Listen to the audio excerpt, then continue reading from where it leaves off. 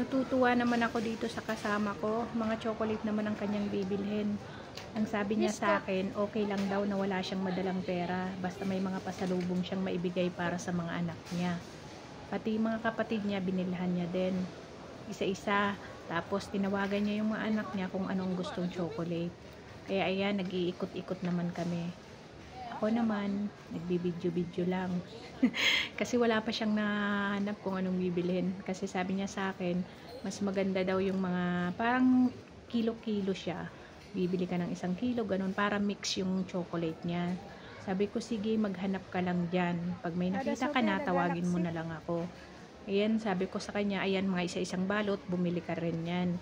Yan ang mga kinukuha niya. Sabi ko, wag lang madami kasi baka magka-excess baggage ka na. Kasi ang hand carry lang, 7 kilo lang daw ang allowed, sabi ng amo ko.